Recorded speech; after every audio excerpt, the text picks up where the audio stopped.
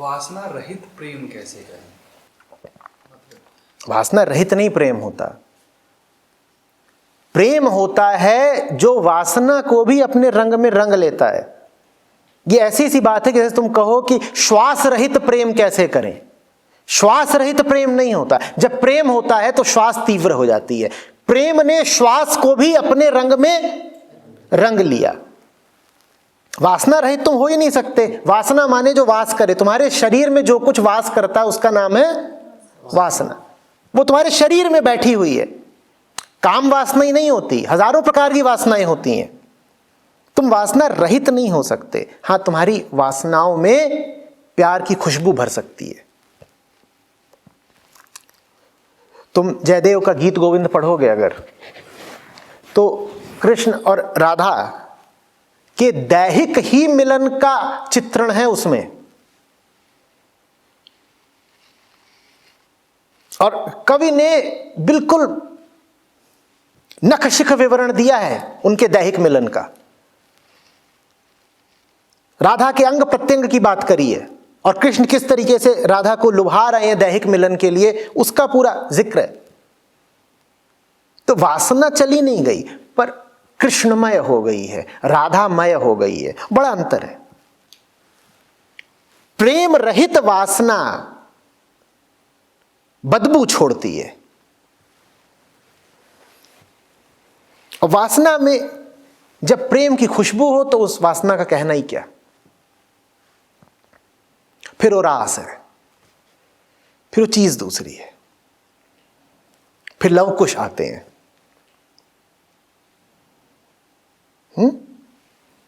वासना रहित प्रेम ऐसी छवि ना बना लेना कि गए और कुछ सर्जरी करा आए, नीचे की दुकान पे शटर गिरा दिया, कह रहा है अब हमारा प्रेम वासना रहित रहेगा। हम चाहे भी तो भी वासना उठेगी ही नहीं।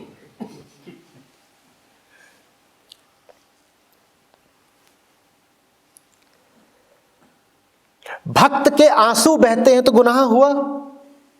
बोलो, भगवान के सामने भक्त के आंसू बहते हैं कि नहीं? बहते हैं कि नहीं? और आंसुओं का बहना पूर्णतया शारीरिक क्रिया है कि नहीं? मन में भावना उठी और आंखों से आंसू बहे। तो जब भक्ति में आंसू बह सकते हैं तो प्रेम में शारीरिक मिलन क्यों नहीं हो सकता? अन्य शारीरिक रसायनों का स्राव क्यों नहीं हो सकता? वो कोई पाप नहीं हो गया। पाप तब होता है जब तुम किसी को स्पर्श करते हो बिना प्रेम के, और दूसरे को बिना प्रेम के स्पर्श करना ही समझ लो कि बलात्कार है। प्रेम के साथ तुम दूसरे को स्पर्श कर रहे हो तो ब्रह्मचर्य है। प्रेम के बिना तुमने दूसरे को देख भी लिया तो बलात्कार है। और जब मैं कह रहा हूं दूसरे को, तो मेरा आशय यही नहीं है कि स्त्री पुरुष। प्रेम के बिना अगर तुम दुनिया को भी देखो, नदी पहाड़ को भी देखो, जीवों को, पशु पक्षियों को भी देखो, तो वो भी बलात्कार ही समझो।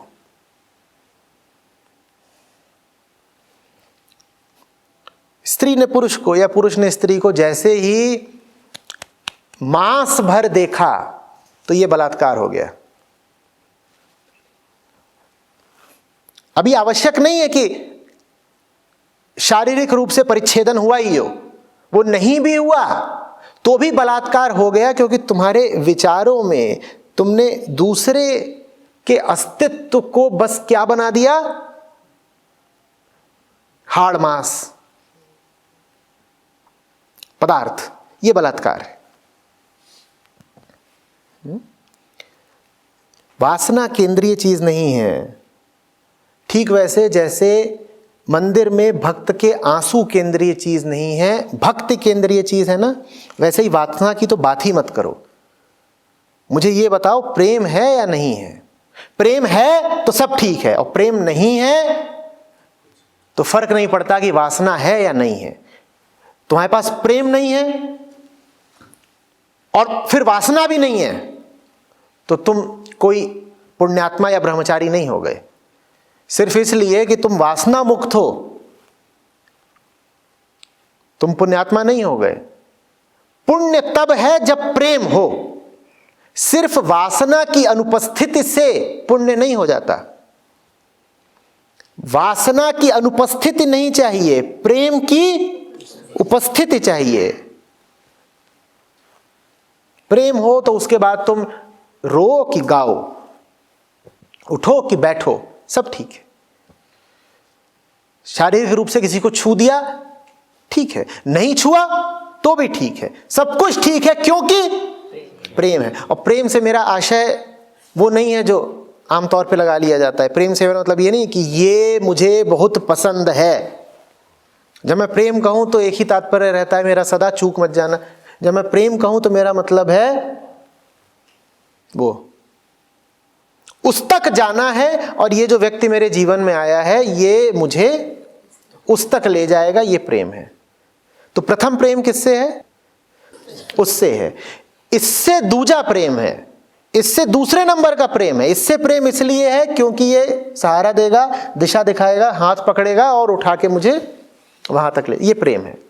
प्रेम माने ये नहीं कि अरे वाह क्या बात है, बाका जवान है, बिल्कुल प्रेम हो गया और अभी आंखी मारी थी इसने शाम को, यही तो प्रेम है। नहीं, इस प्रेम की बात नहीं कर रहा हूं मैं। समझ में आ रही है बात?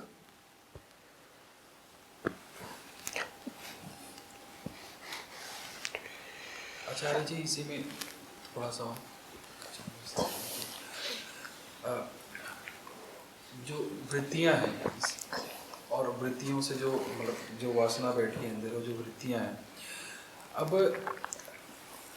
कोई भी जो भी अपोजिट सेक्स है उसे देख करके एक मन में उत्तेजना सी होती है, जब भी मिला किसी से और वो उस स्थिति में है उम्र के हिसाब से।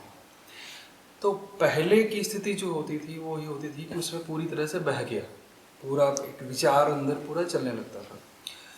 अभी जो स्थिति मैं अपने आप में अवलोकन करता हूँ, ये कर पाता हूँ कि अगर जरा सा भी ऐसा हुआ तो मन में ये अवलोकन आता है कि नहीं, ये तो हमेशा ही होता है और ये तो शरीर की बात होती है और ये मैं करूँगा ये तो पता है, लेकिन ये वो बात नहीं है जो मुझे चाहिए। और वो बात तुरंत स्ट्राइक होती है और हर बार ये स्ट्राइक होती है और धीरे धीरे वो सेटल होने लगी है। लेकिन अब इसीलिए मैंने ये सवाल पूछा कि वो बात भी जो मुझे पहली दफ़ा आ रही है, पहली बार में आ रही है, और दूसरी बार जो अवलोकन आ रहा है, क्या ये स्थिति शुभ है या वो पहली बार भी जो बात आ रही है वो भी नहीं आना है? ये पहली बार जो आ रही है वो आएगी, वो तुम्हारे हाथ में नहीं है, उस पर तुम्हारा बस नहीं चलेगा। वो चीज़ ही तुम्हारी नहीं है, वो चीज़ देह की है। चूंकि देह तुम्हारी नहीं है इसीलिए देह में जो आवेग उठते हैं वो भी तो तुम्हारे नहीं है ना। तुम अपने हाथ से अपनी नाक कस के दबाओ, थोड़ी देर में भीतर से विद्रोह उठेगा और हाथ छूट जाएगा। तुम्हारा अख्तियार ही नहीं चलेगा क्योंकि देह तुम्हारी नहीं है। तुम कहते भरो मैं देह हूं, मेरी देह है। देह पे कितना बस चलता है भाई? चलता है? प्यास लग रही हो, कितनी देर तक पानी से दूर रहोगे? बैठे हो यहां सत्संग में, बड़े सूरमा, बड़े भक्त हो, बहुत प्यास लगेगी, भागोगे, या भीतर दबाव बढ़ेगा तो गुसलखाने की तरफ भागोगे। बहुत देर तक नहीं बैठ पाओगे, बैठोगे भी जबरदस्ती तो मन नाचेगा, क्योंकि देह पर तुम्हारा बस नहीं चल सकता। पूरा बस तो सिर्फ उस पर चल सकता है जो पूरी तरह से तुम्हारा हो। समझना, पूरा बस सिर्फ उस पर चल सकता है ना जो पूरे तरीके से तुम्हारा हो। देह तुम्हारी है ही नहीं तो उस पर तुम्हारा बस नहीं चलेगा। इसीलिए देह में तमाम तरीके के आरंभिक आवेग उठते रहेंगे। वो देह की मर्जी है, तुम उसके लिए अपने आप को दोषी मत मानना। वो तुमने नहीं किया, वो कौन कर रहा है? वो देह कर रही है, वो देह कर रही है, उसमें तुम्हारी कोई गलती नहीं है भाई। तुम उसको दबाने की कोशिश मत करना। अगर तुम उस चीज को भी दबाने की कोशिश कर रहे हो तो वैसा ही है। कि जैसे दूसरे के घर में प्रेशर कुकर सीटी मार रहा हो और तुम कूद के जाओ उसकी सीटी बंद करने, लेना एक न देना दो। घर दूसरे का है, आवाज दूसरे घर में आ रही है, तुम क्यों उतावले हो रहे हो? वैसे ही देह से भी भांति भांति की आवाजें निकलती हैं और बहुत लोग उन आवाजों पर ढक्कन लगाने के लिए आतुर रहते हैं। ये वही है पड़ोसी के प्रेशर कुकर को बंद करने की कोशिश। जब देह ही तुम्हारी नहीं तो देह के इतने सारे क्रियाकलापों के जिम्मेदार भी तुम नहीं हो। आरंभिक आवेग देह में जो उठेगा तुम उसके जिम्मेदार नहीं। हाँ, जब वो आवेग समय में आगे बढ़ता है, जब तुम उस आवेग से जुड़ जाते हो, उसे समर्थन देते हो, तब जानना कि तुम्हारी करतूत है। यूं ही कोई टहलता हुआ विचार आ गया कि आचार्य जी का गला दबाए देते हैं आज, ये हर 2-4 महीने के कैंप से तो मुक्ति मिले, तो कुछ बुरा नहीं हो गया, कोई पाप नहीं है इसमें, क्योंकि उस विचार को तुमने आमंत्रित नहीं किया था, वो खुद ही टहलता हुआ आ गया। लेकिन विचार आया, फिर तुमने उस विचार को टटोला, जांचा, परखा, का बात तो बढ़िया लग रही है, और तुम कूद पड़े कि आज आर पार का करे देते हैं, तब जरूर तुम दोषी हुए। विचार आने भर से नहीं दोषी हो जाते, पर विचार अगर ठहर गया, विचार के साथ तुम संयुक्त हो गए, तो दोष तुम्हारा फिर, और तुम ही भुगतना। इसीलिए विचार के आने का कोई पाप नहीं लगेगा, कोई कर्मफल नहीं भुगतना पड़ेगा। लेकिन तुम उस विचार को बल देने लगे, तुम उस विचार को कार्यान्वित करने लगे, तब जरूर तुम्हें कर्मफल देना पड़ेगा, भुगतना पड़ेगा।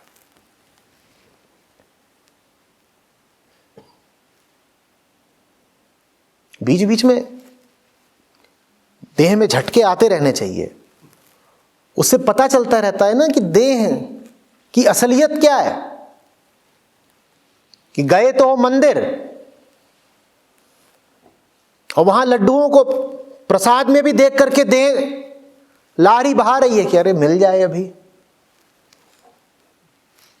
सामने खड़े राधा किशन और नजर है लड्डुओं पर। ये सब होता रहना चाहिए, इससे आदमी को पता चलता है कि देह कितनी पशुता से भरी हुई है, कि सामने राधा किशन भी हो तो भी निगाह लड्डू पे ही जा रही है। आदमी धोखे से बचा रहता है ना? नहीं तो फिर लगता है कि हम ही तो हैं बड़े परम भक्त। नहीं भैया, ये ऐसी सी बात है कि तुम्हारे घर के सामने सड़क बन रही है, और इस कारण उसमें से बड़ी गर्द उठती है, धूल, और तुमने सफाई करी है अभी अभी अपने अहाते की, बरामदे की। कोई वहां से साइकिल वाला निकले, स्कूटर वाला निकले, धूल उड़ाता, तो तुम उसको बोल देते हो रुक, धीरे चल, यहाँ धूल मत उड़ा, अभी सफाई करी है, पोछा लगाया है, धूल उसी पे बैठ जाएगी। तो छोटे मोटे इस तरीके के उनको तो रोक दोगे। अब ट्रकों का काफिला आ रहा है, उनका क्या करोगे? कई बार वो भी आता है, भीतर से बड़ा प्रबल आवेग उठता है ट्रक जैसा, वो भी एक नहीं, एक के पीछे 10 ट्रक है। तब उनके सामने नाचोगे कि मत आओ मत आओ? उनको कहोगे चले ही जाओ दादा, जो करना है करके चले जाओ, हम दोबारा साफ कर लेंगे, जाओ। बस ये मत करना कि तुम ट्रक पे ही चढ़ के बैठ गए, कि घर तो साफ कर रहे थे कि मेहमान आने वाला है, घर में आज उससे मिलन होगा, समय बिताएंगे उसके साथ, और ट्रकों को आते देखा तो ट्रक पे ही कूद के निकल लिए। ये नहीं करना। विचारों से संयुक्त मत हो जाना, उनके साथ बह मत जाना।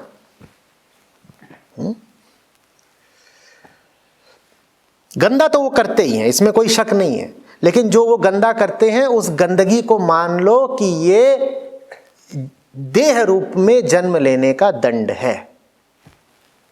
अब जीव पैदा हुए हो तो इस तरीके की वृत्तिगत गंदगी को बर्दाश्त करना ही पड़ेगा। वो बीच बीच में जोर मारती ही रहेगी, वो बीच बीच में परेशान करती ही रहेगी। मान लो कि ये तो सजा मिल रही है पैदा होने की, उसको झेलो, अपने आप को दोष मत दो। ये तो अब जीव पैदा हुए हो तो आ रही है गंदगी, लेकिन तुमने जरा सा भी उसको समर्थन दिया तो तुम दोषी हो गए। उसको गुजर जाने दो, उपेक्षा, उदासीनता।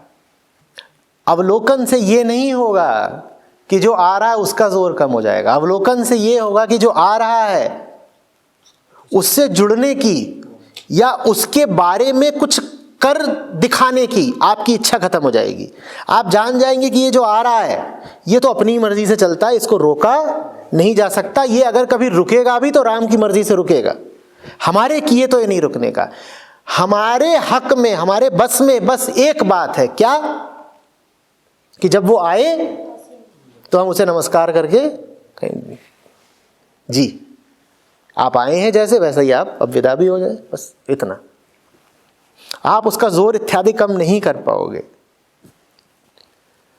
आप कबीर साहब के पास जाएंगे, आपको खुद भी कबीर भजनों से प्रेम होने लगा है, वो आपसे कहेंगे नज़र राम पे रखो। वो अगर अवलोकन भी करने को कह रहे हैं तो किसका? राम का।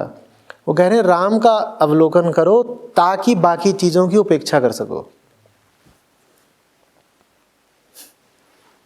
ताकि बाकी चीज़ों की उपेक्षा कर सको। वो तो ये भी नहीं कह रहे हैं कि जीवन का अवलोकन करो, वो कह रहे हैं तुम राम का अवलोकन करते रहो, जीवन अपने आप ठीक चलेगा। जीवन का क्या अवलोकन करोगे? वहां तो धूल गर्द है, यही है, वहां जान के भी क्या कर लोगे? निगाहें अगर किसी पे रखनी है तो राम पे रखो ना। ये लाइफ का ऑब्जर्वेशन क्या चीज है? तो कबीर साहब तो ये कहते भी नहीं है कि जिंदगी को गौर से देखो, वो कह रहे हैं जिंदगी को देखो, अच्छी बात, नहीं भी देखो तो भी चलेगा। जो नजरों में बसा होना चाहिए वो होना चाहिए।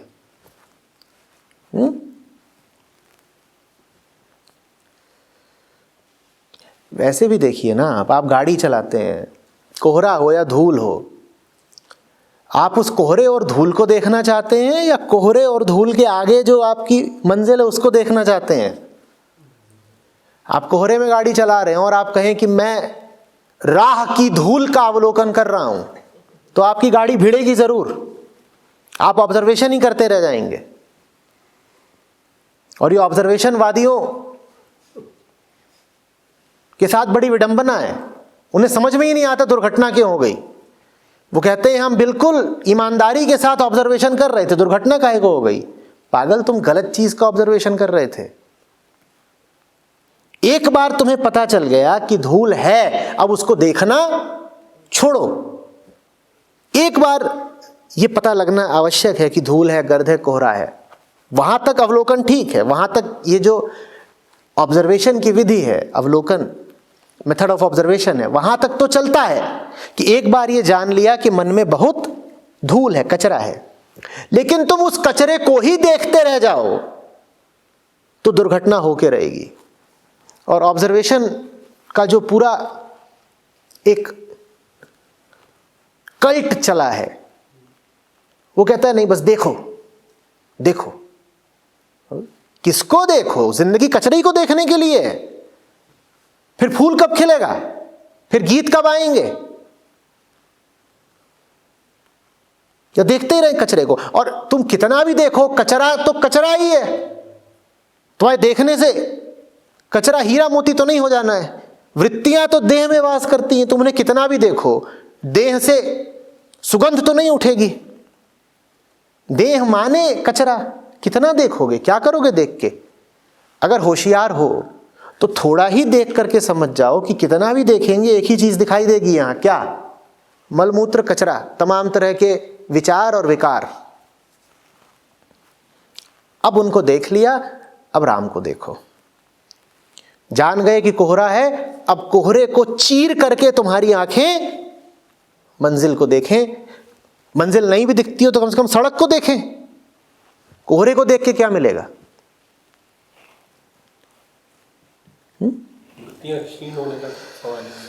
वृत्तियों को जान लो और उनसे आगे निकल जाओ।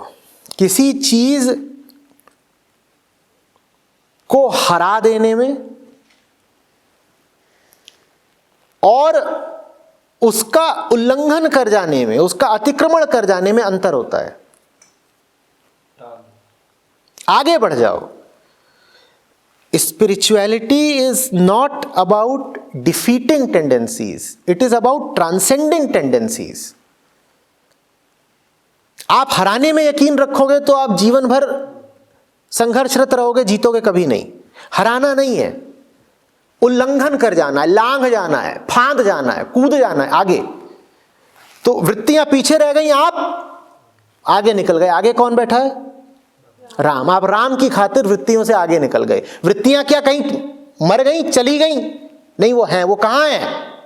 वो पीछे हैं, वो पीछे पड़ी हुई हैं। जो करना है करो पीछे बैठ के, हम आगे निकल गए। ये ट्रांसेंडेंस है, अतिक्रमण। आगे निकल गए।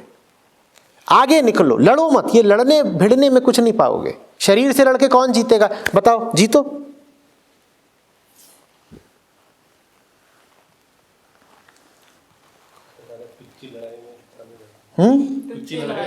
टुच्ची लड़ाई है। हाँ, बढ़िया।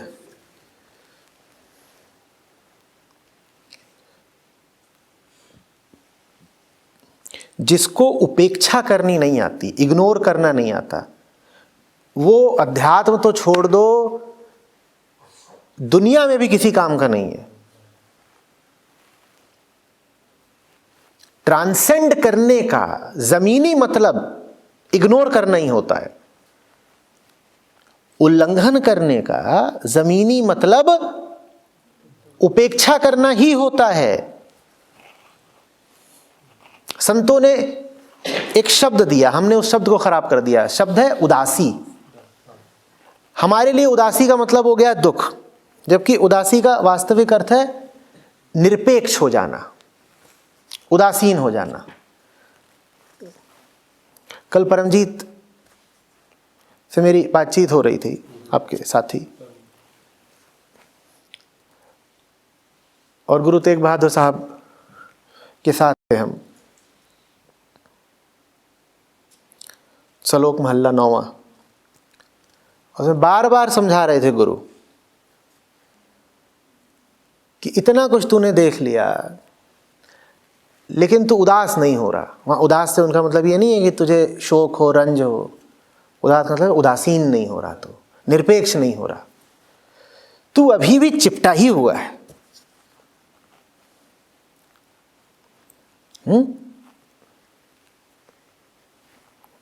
उसी को मैं उल्लंघन कह रहा हूं। आगे निकल जाओ ना, मत चिपटो। न पक्ष न विपक्ष, कुछ और है हम जिसके समक्ष होना चाहते हैं। अब इसका पक्ष विपक्ष कौन करे? वो समक्ष है। आ रही बात समझ में? जा रहे हो किसी से मिलने, अब रास्ते में किसी से बहसबाजी में उलझोगे क्या? हाँ, कोई कहेगा आओ आज होगा वाद विवाद, बताओ इस मुद्दे के पक्ष में हो या विपक्ष में? तुम कहोगे अरे माफ करो भैया, ना पक्ष में है ना विपक्ष में है, हम प्रेम में हैं। हम न पक्ष में हैं न विपक्ष में, हम प्रेम। ये उदासीनता है, ये निरपेक्षता है, ये ट्रांसेंडेंस है। हम इस मुद्दे से आगे निकल गए, हमें कुछ और चाहिए। ये मुद्दा हमें अब आकर्षित नहीं करता। छोटी बातों में हमें कोई रस आता नहीं। छोटा ना हमें दिखाई पड़ता है, छोटा ना हमें सुनाई पड़ता है। वो जो है ना वो भी यही है। क्या? छोटा मत देखो, छोटा मत सुनो और छोटा मत बोलो, यही सीख लो। और उसमें बैठाए गए 3 बंदर। बंदर माने वृत्ति।